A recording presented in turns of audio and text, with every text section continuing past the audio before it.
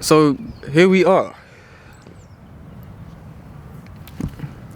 Welcome guys to my second video. If you're seeing this, it means I would have released the first video by now. And today we're going to be talking about a concept which is so profound, and I touched on it briefly on my space. So the last video that I've recorded, which you should have already watched, I recorded prior to my second space that I done with Zerka, and obviously got into the debate with Gary again.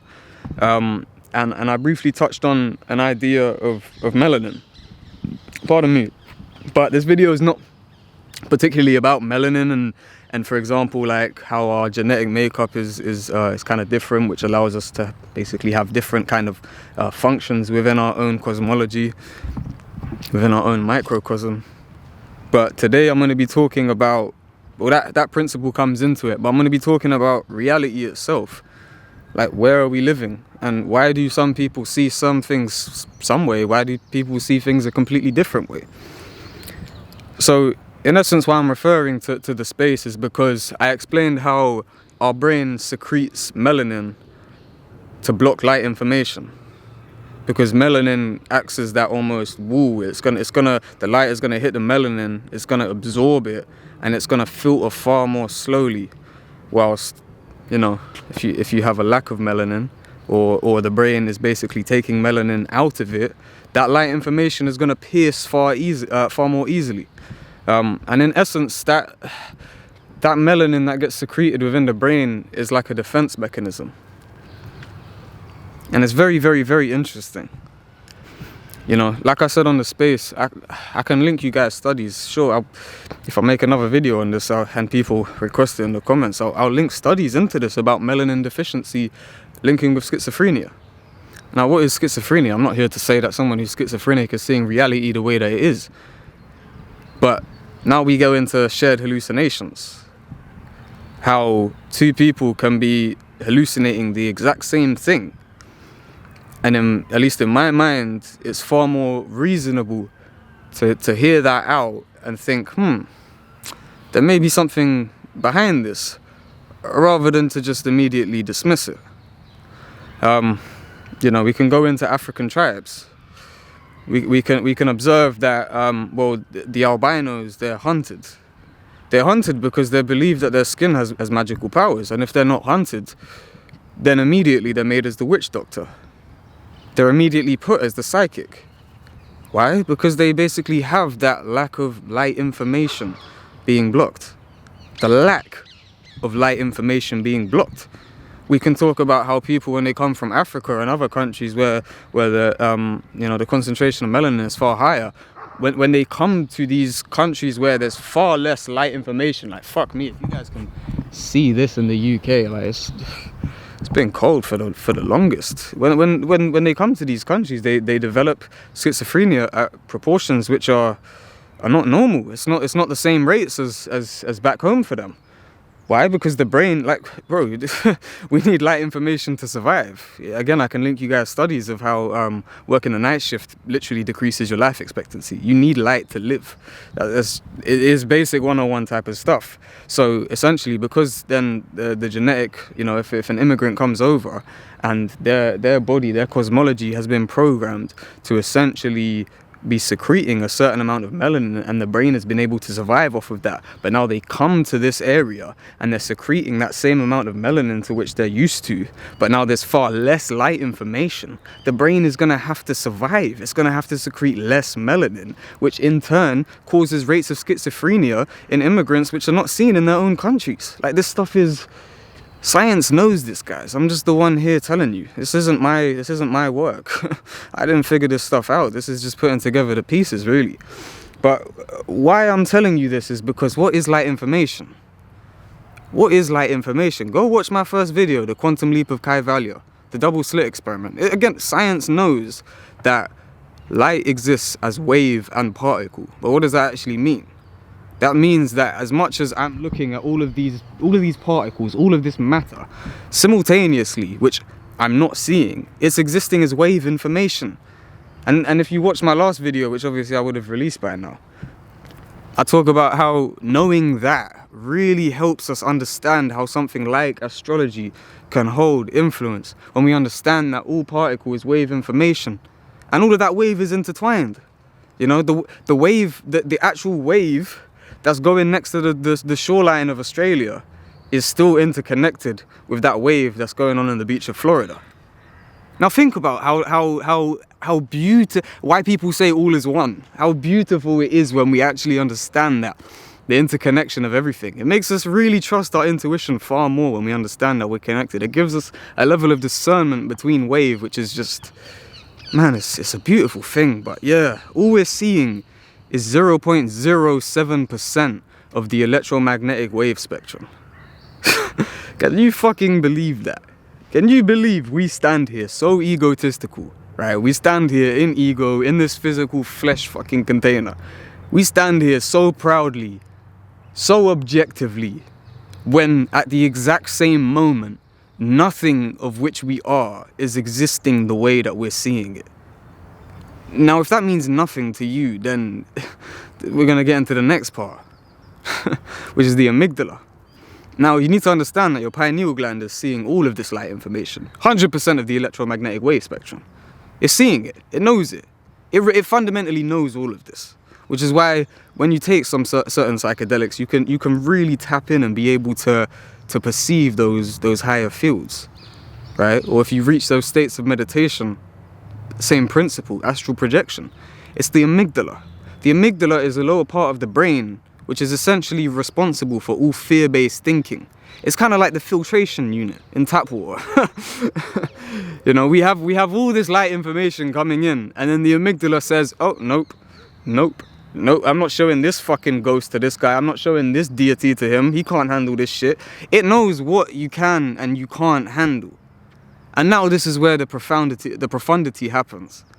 Because now you realize that every single person has their own mechanism which actively functions to stop them from seeing things which are too uncomfortable to see.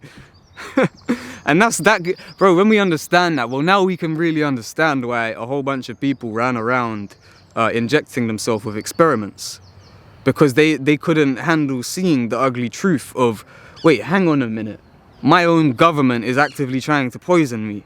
That's too uncomfortable. Their subconscious brain has, and all of the constructs of their identity has been built upon foundations which believing in that is going to deconstruct all of it, and it's too uncomfortable. We don't have a truth movement. We don't have an awakening. We have a comfort movement. We have amygdalas which are slowly learning to be able to render more information to us. And what is the gateway to be able to get around this? Well, I've kind of touched on this in my first space with Zerka. Trauma. What is trauma besides learning to see things which are harder to see? And that doesn't mean that you experience trauma and then you just become awakened. No, it's the alchemy of it. It's being able to transmute that. Because all that's going to happen is the subconscious may just reprogram itself into a more fearful manner, into a more fearful state.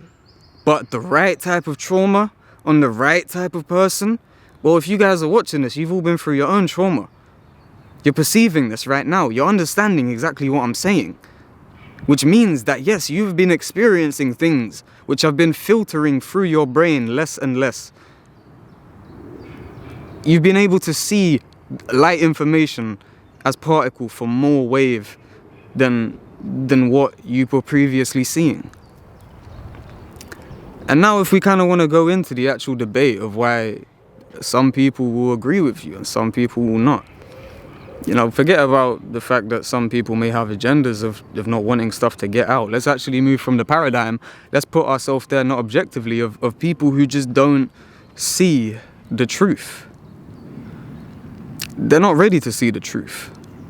It's too uncomfortable. I'm sure that there are some people watching this who have been through a certain traumatic experience which fundamentally shook their world. And there was no going back after that. And from when that happened, if you had imagined yourself prior to that event happening, and then try to imagine that actual traumatic experience happening beforehand, if you can put yourself in that paradigm of where you were, You just imagine how uncomfortable that would have been. Imagine someone loses their dad, right? Or they're super close with their grandma and their grandma passes away.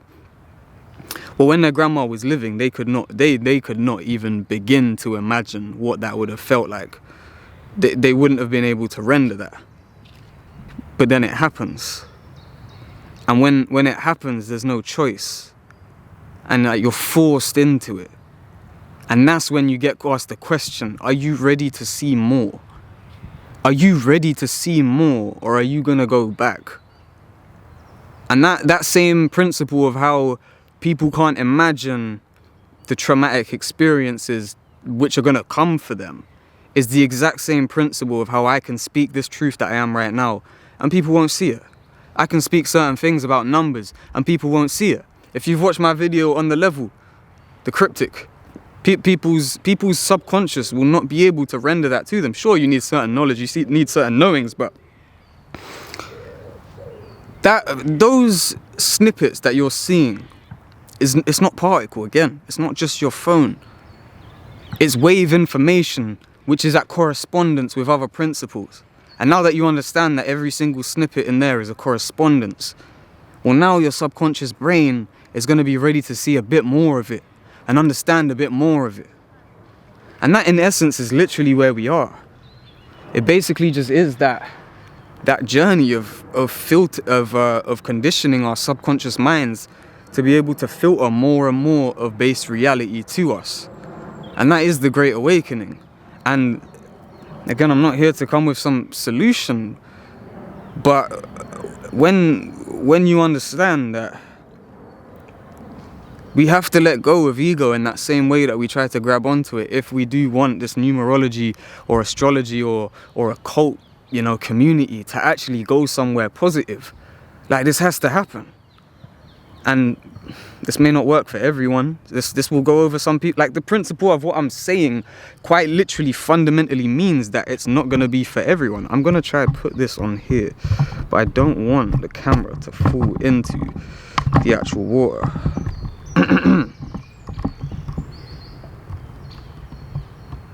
Nice. Let's fucking go. We're back. Now the video has been extended. Hey, listen though, I've got some, I'm gonna record some vlogs and shit so you lot can actually get to know me. See, this is what it is, yeah? Like, I'm not, my brain's not conditioned to knowing that, whoa, people have been listening to me actually debate and speak, and people have been resonating with that, and people have been feeling me. See, this is what you need to then understand as well, because this is so profound. This is so profound. There is magic in allowing people to see things and simultaneously not allowing people to see things. And this actually goes into some concepts like flat earth and shit, right?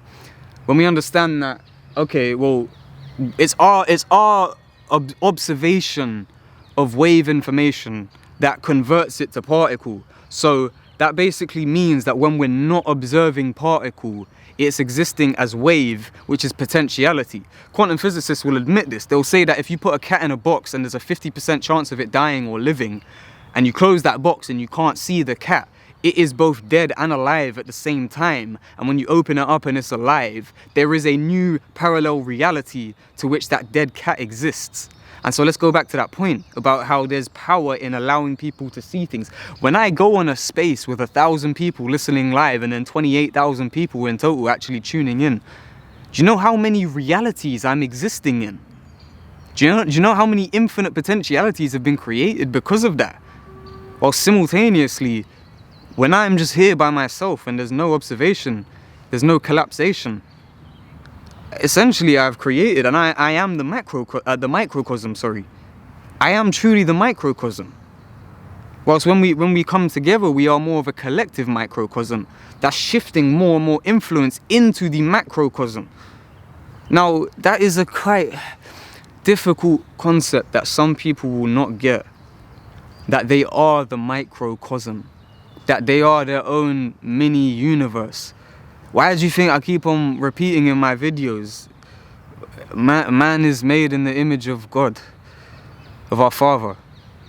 We are the microcosm. And that's all I'm really going to touch on in regard to that. But yeah, man, when we understand that no one is observing the whole earth at an exact given moment. Like, don't get me wrong, right? If we have to say it's an objective place, you lot already know what I'm gonna say. But the fact is that there are so many people who, let's go into that principle of the fact that if we open that box and the cat is still alive, we have created a new reality where that cat has died. The simple fact is that there are so many microcosms walking around here where the earth is spherical. And that's their own reality, that's their own parallel universe, which is where that's the truth. Now, to understand that is to timeline jump. And I don't want to get too complex into this, but this really goes into some shit that is like, whoa, like, this shit will change fundamentally the way you fucking look at everything. At everything. When you really understand that two things can exist at the same time. And that you know, I'm not here to discredit objectivity, because we need objectivity. We need objectivity.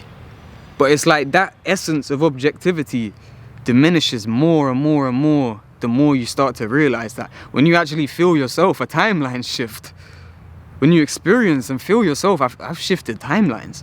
When you go somewhere and something's just changed and there's just no possible way it could have changed.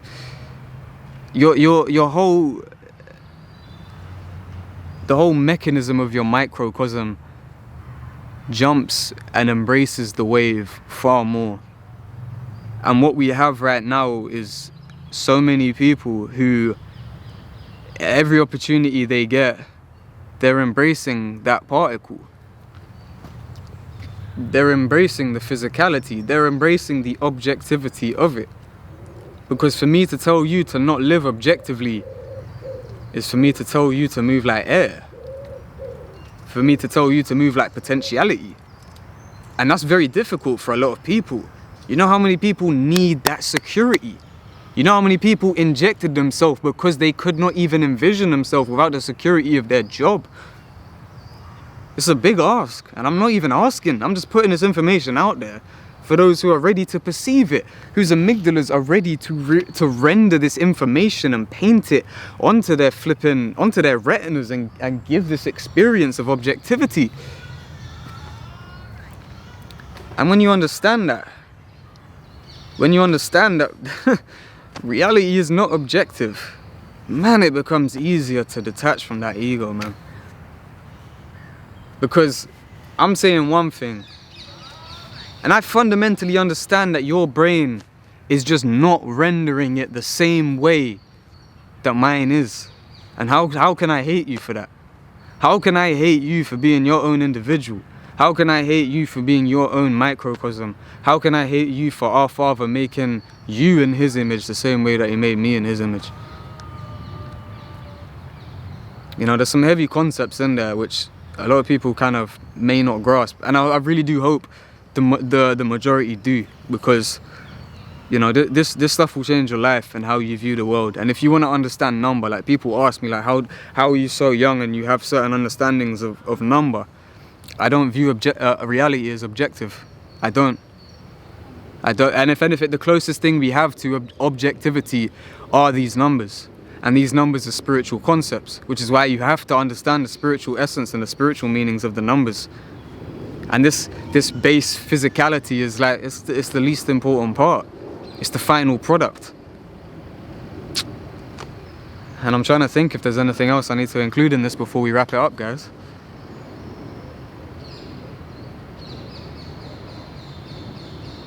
Yeah, I think that's it. Take care, guys, you know. I'm gonna see you guys again soon, and I really hope that this has opened some eyes.